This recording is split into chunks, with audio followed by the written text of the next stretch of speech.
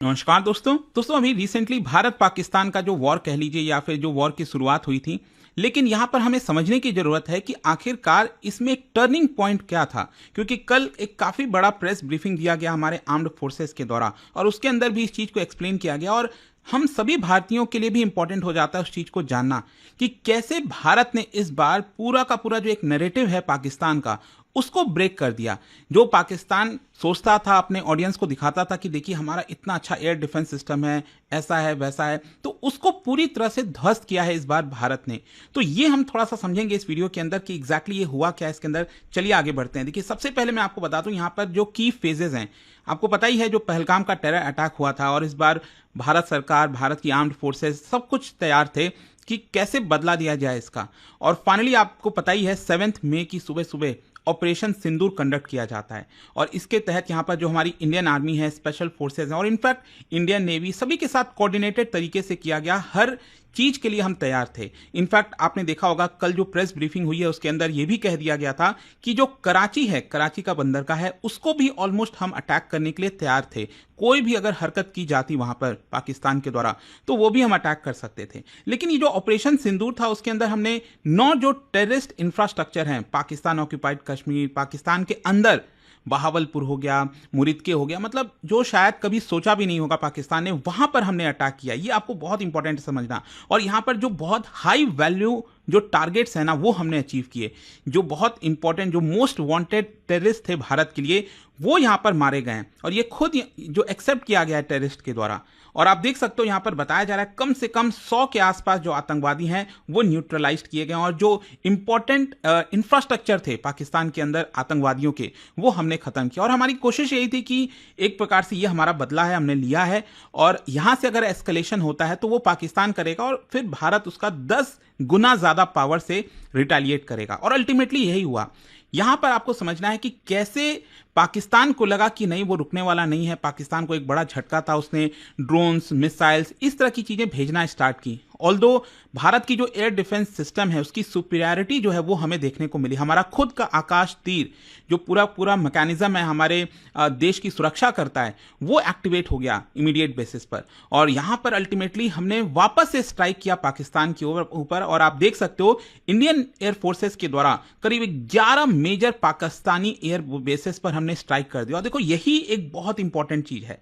यहां पर जब भारत ने पाकिस्तान के एयर बेसिस पर हमला किया ना, और देखिए ये कोई कहने वाली बात नहीं है, क्योंकि पाकिस्तान में अगर आप देखोगे तो एक अलग प्रकार का नैरेटिव है। वहां की डोमेस्टिक ऑडियंस को लुभाने के लिए फोटोशॉप इमेजेस वगैरह भी दिखाए जा रहे हैं कि देखिए भारत का जो एयर बेस का रनवे है वो हमने डिस्ट्रॉय कर दिया। लिटरली वो फोटोशॉप इमेजेस है, मैं उसमें जाना भी नहीं चाहता, क्योंकि अगर आप देखिए तो हमारी आर्म्ड फोर्सेज ने टाइम स्टैम्प के साथ वीडियोज, फोटोज शेयर किए हैं कि ये सब कुछ ठीक है।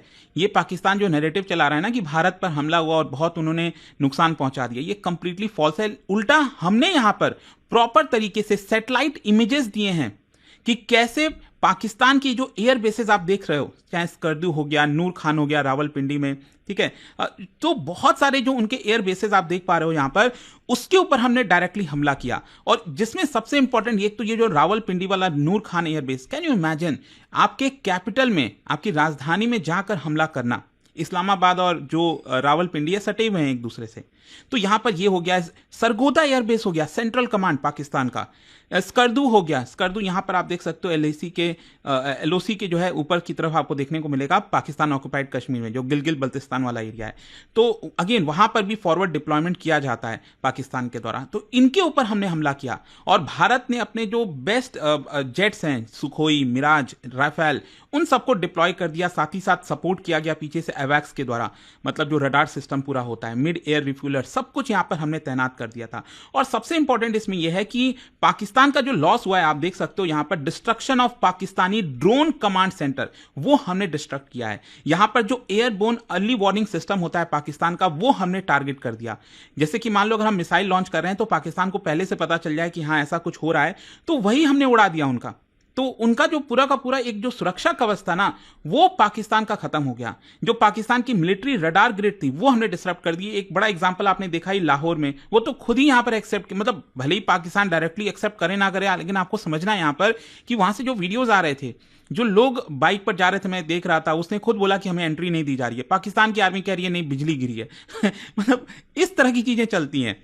तो यह आपको समझना है कि ये जो एयर स्ट्राइक हुआ ना, और जो उनके एयर बेसेस 11 एयर बेसेस हमने जो ध्वस्त किए, ये एक बहुत इंपॉर्टेंट चीज था। और यहीं पर कल जब प्रेस ब्रीफिंग की गई, इंडियन आर्मी के द्वारा एक्सप्लेन किया गया और बताया गया कि देखिए कैसे जब एयर स्ट्राइक हमने नहीं किया था, मतलब जब हमने टेरर लॉन्च पैड्स तक ही सीमित थे हम, क्योंकि हमारा कोशिश यही था कि सिविलियंस की हत्या ना हो, कुछ भी ना हो, मिलिट्री इंस्टॉलेशंस पर भी हम अटैक नहीं करेंगे, लेकिन जो आतंकवादी जहां पर रह रहे हैं उनके ऊपर हम अटैक करेंगे। तो तब तक जब तक हमने ये चीज किया था, पाकिस्तान रिस्पांस नहीं दे रहा था। डिप्लोमेटिक और जो मिलिट्री वार्निंग भारत बार बार भेज रहा था पाकिस्तान को लग नहीं रहा था कि अरे, पाकिस्तान को लगा कि नहीं, हम भी अटैक करेंगे, हमारे पास भी एडवांस वेपन है, चाइनीज वेपन्स हैं, ये मिले हुए हैं।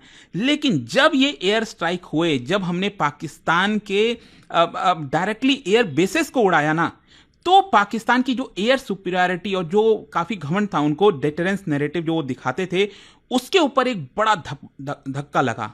और जो पाकिस्तान की स्ट्रैटेजिक प्लानर्स थी, उन्होंने रियलाइज किया कि अब देखिए भारत रुकने वाला नहीं है। उस वक्त, मतलब ये जो 11 बेसेस हमने उड़ाए, तब पाकिस्तान को रियलाइज हो गया कि जो वो सोच रहा था कि भारत इससे ज्यादा आगे नहीं बढ़ेगा, उससे ज्यादा, तो ये एक नैरेटिव पूरा खत्म हो गया। और पाकिस्तान को रियलाइज हुआ कि India was willing to escalate military without breaching nuclear threshold. हम किसी भी हद तक जाने के लिए तैयार थे। And their air defence system, चाहे JF-17 इंटरसेप्टर की बात करिए जो पाकिस्तान में था, चाइनीज सप्लाइड जो रडार्स था, वो इनइफेक्टिव साबित हुए। ये क्लियर कट पूरे दुनिया को यहां पर पता चला है। एंड विद इन 36 आवर्स, सोच के देखिए, 36 आवर्स के अंदर अंदर पाकिस्तान ने बैक चैनल प्रपोजल भेजा फॉर सीज फायर, चाहे वो यूएई के माध्यम से हो या फिर यूएस, जो आप देख ही रहे हो, डोनाल्ड ट्रंप ट्वीट कर रहे हैं, बोल रहे हैं कि हमने यहां पर बढ़ चढ़कर हिस्सा लिया, मीडिएटर का रोल प्ले किया। खैर, क्योंकि देखो यहां पर भी आपको समझना पड़ेगा, पाकिस्तान डायरेक्टली भारत को तो बोलेगा नहीं कि देखो सीज फायर, तो वो बैक चैनल के थ्रू ही चीजें होती हैं। तो ये भी आपको समझना पड़ेगा कि क्यों ये यूएस के थ्रू होकर आया है। एंड देखिए यहां पर मैं इस चीज को एग्जेजरेट नहीं करना चाहता, लेकिन कुछ कुछ रिपोर्ट्स तो ये भी आ रही हैं।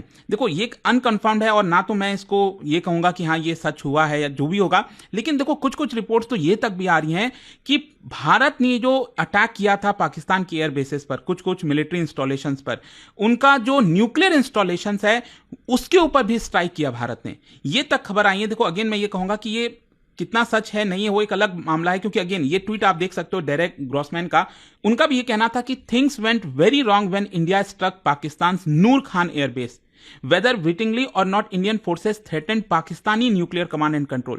एंड साथ ही साथ देखिए वो लिखते हैं, India damaged a facility there that now may be leaking radioactivity, मतलब वहां पर भारत ने अटैक किया है जहां पर हो सकता है कि अब कुछ रेडियो एक्टिविटी जो है लीक हो रहा हो। जी हां, और ये हुआ है एक्चुअली जो सरगोदा एयरबेस है ना, सेंट्रल कमांड है पाकिस्तान का, उसी के पास में है किराना हिल, और बताया जा रहा है कि उसमें अंडरग्राउंड में न्यूक्लियर साइट्स था और वहां पर शायद भारत ने जो है अटैक कर दिया। मतलब अगेन इस तरह के रिपोर्ट्स हैं, इस तरह की, और सोशल मीडिया वगैरह में बहुत कुछ चल रहा है। सोशल मीडिया में काफी कुछ बोला भी जा रहा है कि देखिए अमेरिका की तरफ से एक टीम भेजी गई है पाकिस्तान में, न्यूक्लियर जो लीक हो रहा है उसकी वजह से।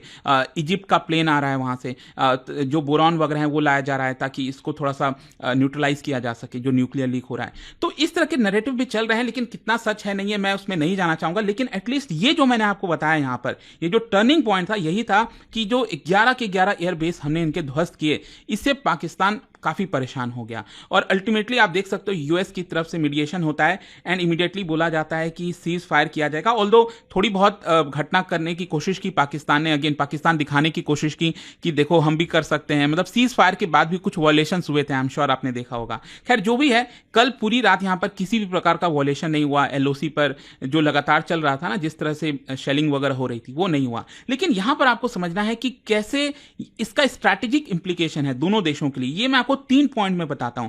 सबसे पहला है, भारत ने डेमोन्स्ट्रेट किया अपनी capability for deep multi theatre strike, मतलब भारत ने दिखा दिया कि हम कितना डीप जाकर पाकिस्तान पर हमला कर सकते हैं। और वहीं पाकिस्तान के लिए क्या है कि पाकिस्तान की जो वीकनेस है, उसकी जो एयर डिफेंस डिटरेंस पोस्चर जिसको लेकर वो बहुत घमंड करता था, वो हमने तोड़ दिया, एक्सपोज कर दिया पूरे दुनिया के सामने।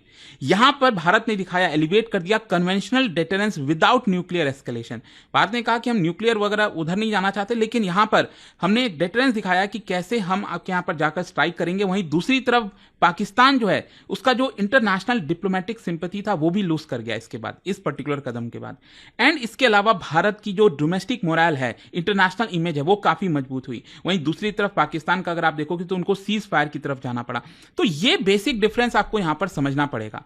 और ओवरऑल जो जियोपॉलिटिक आफ्टर शॉक देखिए, यहां पर यूएस ने अगेन डायरेक्टली इनडायरेक्टली कह लीजिए भारत का जो मेजर्ड रिस्पांस था उसको प्रेस किया। हाँ, ये भी कहा कि हाँ एस्केलेशन नहीं हो तो बेटर होगा, न्यूक्लियर वगैरह का खतरा हो सकता है।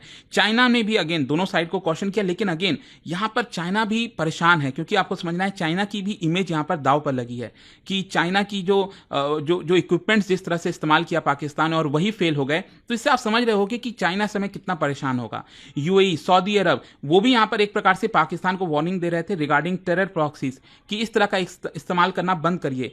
यूएनएससी के अंदर आप सोचो ना, पाकिस्तान गया था यूएनएससी के अंदर कि भारत के खिलाफ स्टेटमेंट जारी करवाएगा, कुछ नहीं, एक स्टेटमेंट वहां से जारी नहीं होता है। तो इससे आपको समझ में आएगा कि कैसे यहां पर भारत ने एक बड़ा डिसाइसिव जीत हासिल की है। ये कहीं ना कहीं भारतीयों को समझना पड़ेगा। और देखो, अगेन मैं कहूंगा कि पाकिस्तान की जो एक अलग सोशल मीडिया पर नैरेटिव वगैरह चलाई जाएगी, उसमें मत आना बिल्कुल भी। यहां पर जो रियलिटी है वो समझने की कोशिश करना कि भारत प्रूफ के साथ चीजें बताता है, बस ऐसे नहीं कि हवा में बोल दिया। जैसे कि उनके प्राइम मिनिस्टर वो तो आ गए, उन्होंने बोल दिया कि हमने जीत हासिल की है। मतलब ये बच्चों वाली हरकतें हैं ना। आप कैसे इस तरह को चीजों को जस्टिफाई करोगे विदाउट एनी प्रूफ? ठीक है, तो ये सब कुछ हुआ है दोस्तों। आई होप आप समझ पा रहे होगे। और जाने से पहले आप सबके लिए एक बड़ा इंटरेस्टिंग क्वेश्चन है, क्या बता सकते हो with reference to India's defence diplomacy, यहां पर दो स्टेटमेंट दिए हैं, आपको बताना है कौन सा करेक्ट है। और इसका जो राइट आंसर है आप सब जानते हैं, मेरे इंस्टाग्राम पर तो मिलेगा ही, वहां पर अगर आप नहीं हो कोई बात नहीं, टेलीग्राम से ले सकते हैं इसका सही उत्तर। और देखिए, जैसा कि आप सब जानते हैं, यूपीएससी की अगर आप तैयारी करें, स्टडी आईक्यू पर हमारे 2026 के जो बैचेस हैं वो अवेलेबल हैं। और सबसे खास बात यह है कि 15 मई तक एक्स्ट्रा आपको डिस्काउंट मिल रहा है। You can use this code Ankit live to get this discount. और ध्यान रखिएगा, हमारे जो बैचेस होते हैं उसमें प्रीलिम्स, मेंस, इंटरव्यू सब कुछ की कंप्लीट प्रिपरेशन कराई जाती है। बुक्स आपके घर भेजे जाते हैं, पर्सनल मेंटर आपको मिलता है। कमेंट में लिंक दिया हुआ है, वहां पर जाइए, एक्सप्लोर करिए। Hope to see you guys soon and thank you so much.